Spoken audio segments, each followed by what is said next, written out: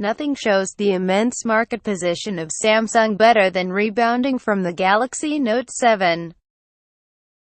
Aside from rethinking its processes around battery design, manufacturing and testing, which it now implements in all of its phones, Samsung has truly moved on from the Note 7.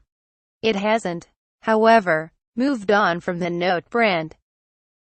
There are a very limited number of brands in the consumer electronics space with the same amount of gravity as As it turns out, is also from Samsung, the Galaxy S brand.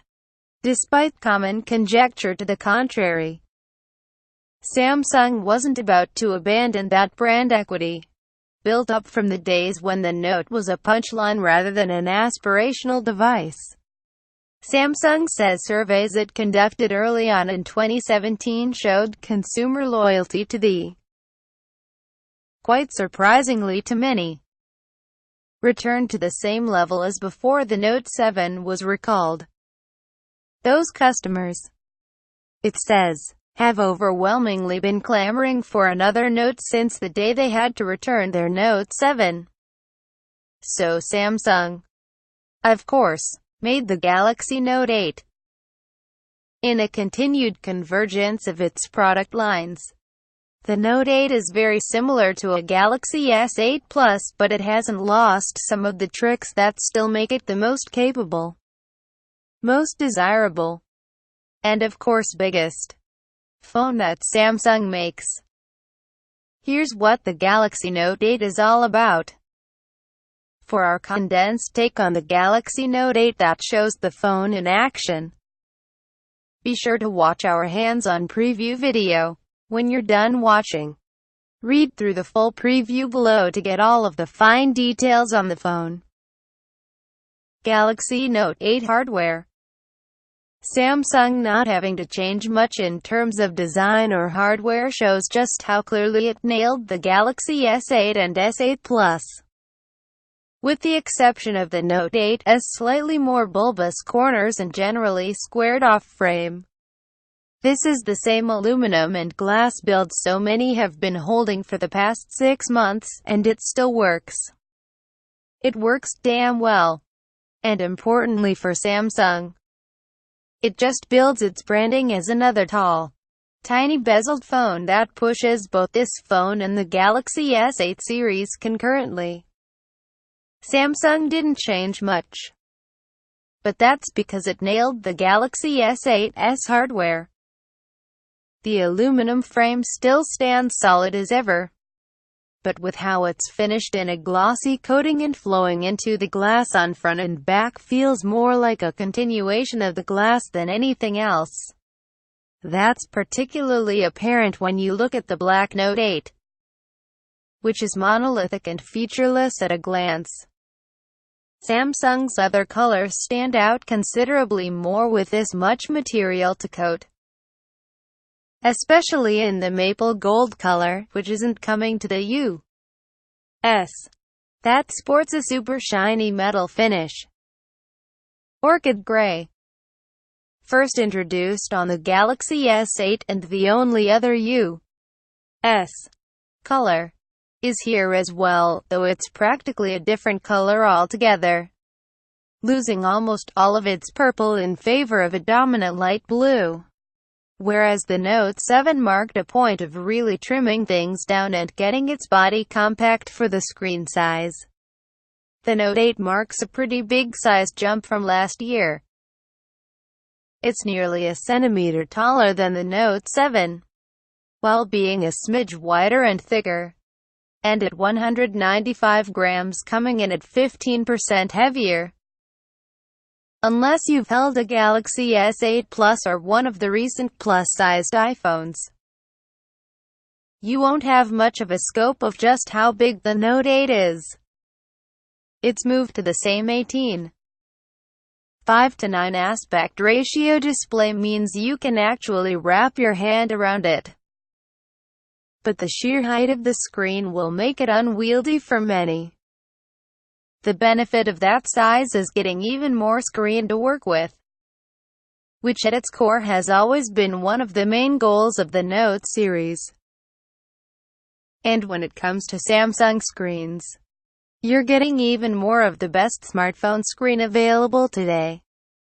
Stuff like a QHD resolution and great viewing angles are all par for the course. But Samsung continues to knock it out of the park with its punchy colors and ridiculous brightness. These Super AMOLED panels are still the best when it comes to outdoor visibility, particularly with its sunlight mode that cranks brightness up over 1000 nits in certain situations. The Note 8's display doesn't take any sort of hit when integrating the stylus digitizer layer either. And it's just gorgeous. The rest of what Samsung calls that starts with the increasingly mundane things, the specs. The latest processor, a Snapdragon 835 in the case of the U.S., and an Exynos elsewhere, as well as 64 GB of base storage and a microSD card slot. Samsung has added in a bump to 6 GB of RAM as well, which will at the very least give it some room to stay quick and capable longer into the future. More complete Galaxy Note 8 specs. The customer-facing parts of that Galaxy experience are the hardware features. Samsung has standardized its high-end phones on: full waterproofing, wireless charging, fast charging, Samsung Pay, and the continued inclusion of a headphone jack, the latter of which pairing nicely with in-box AKG earbuds. These are the things that draw so many people to buy Samsung phones, on top of the fact that they don't come at the cost of any beauty in the hardware. Samsung's engineers have done a brilliant job of cramming so many features into what's still a relatively svelte device. Galaxy Note 8 cameras. Other than its exclusive S Pen features, the one truly unique story that Samsung can tell with the Galaxy Note 8 is the camera experience. The Note 8 marks the company's first foray into dual camera sensors, putting a pair of 12MP cameras on the back of the phone, one with a standard lens, and another with a longer telephoto-like lens. Samsung Galaxy Note 8. We've seen that done plenty of times before, especially as the iPhone 7 Plus popularized the concept. But where the Note 8 differentiates is in adding OIS optical image stabilization to the secondary camera to match the primary. That lets the secondary camera, with its roughly doubled focal length of the main camera, continue to shoot clear photos in poor lighting conditions similarly to the main camera. An f2.4 aperture on that long lens isn't going to be as bright as the f1.7 on the main camera, but OIS is going to make a huge difference. The main camera isn't as exciting, mainly because it's the same as what we've already been shooting within the Galaxy S8 and S8 Plus.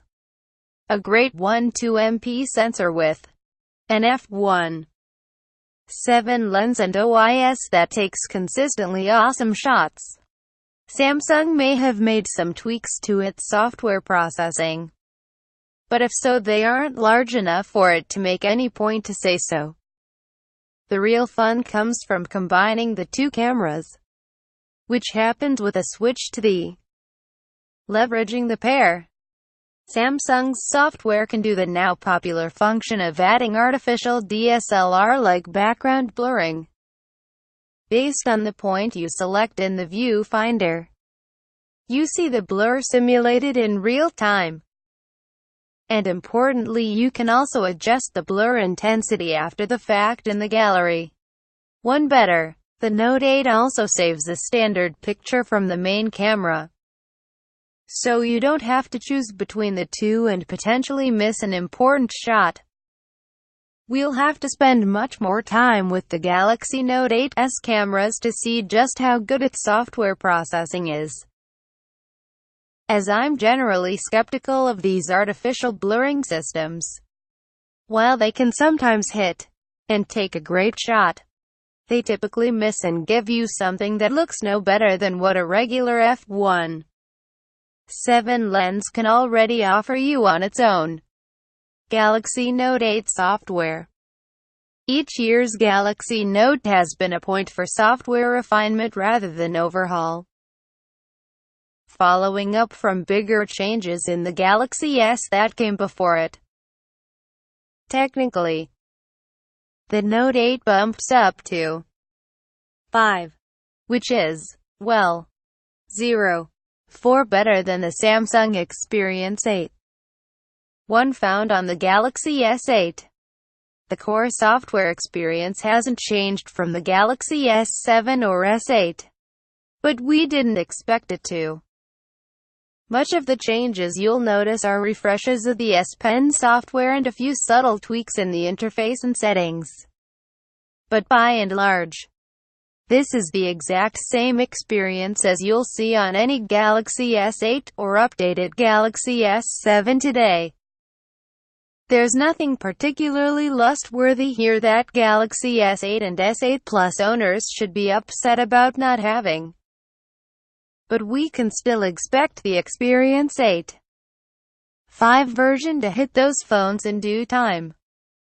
The one notable feature, if you could call it that, is the addition of a new function in the Apps Edge called.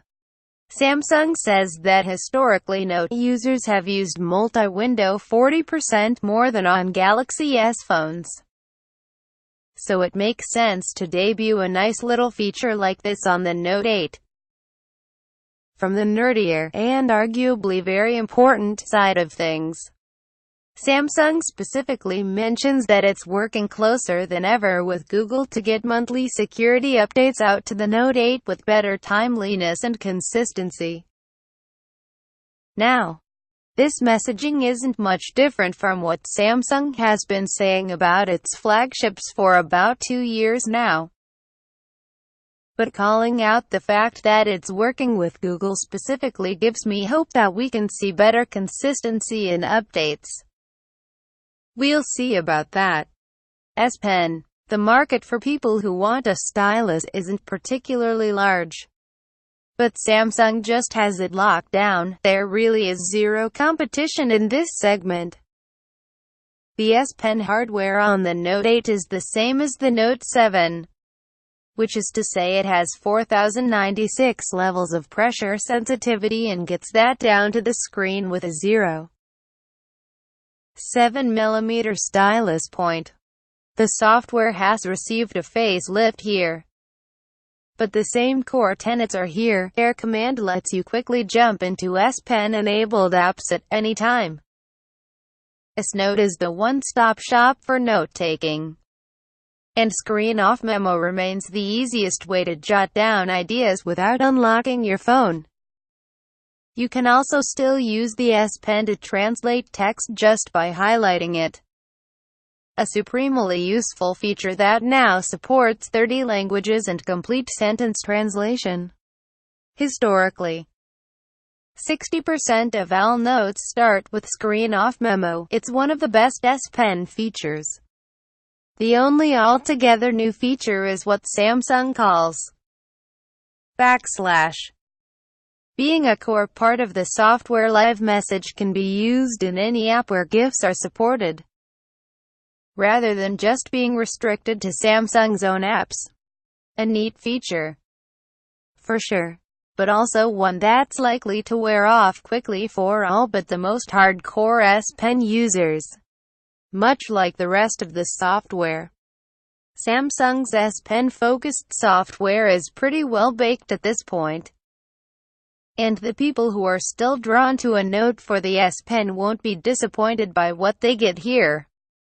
Not only is this the only high-end phone with a stylus, but it's also a really good stylus experience.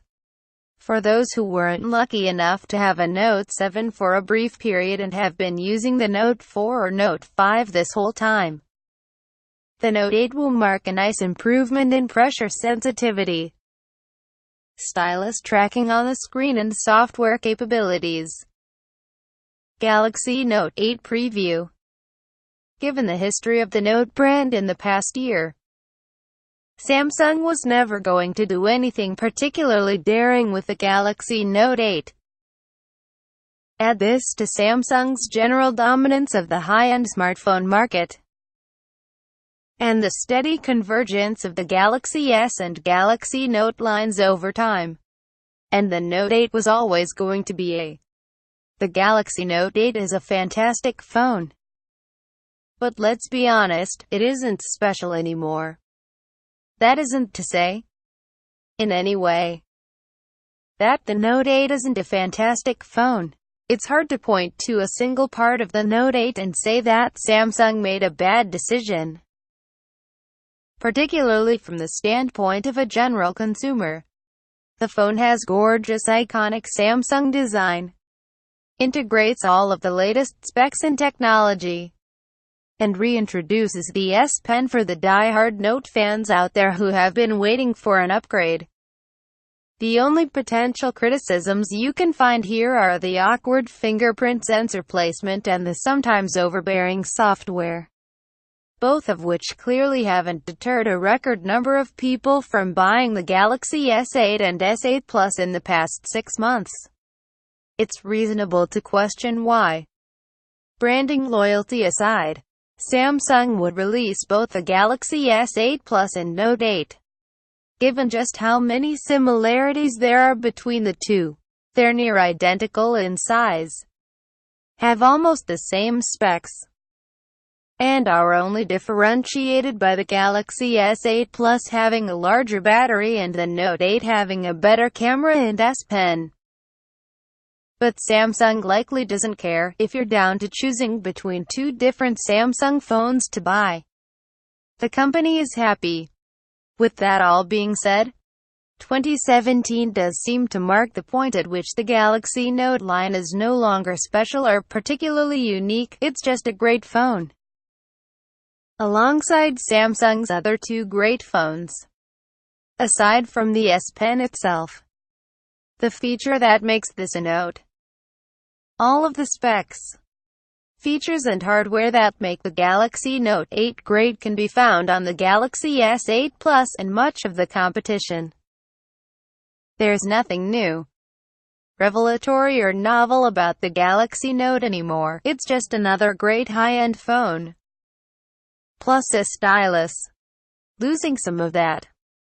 But it sure does feel like it marks a changing of the times.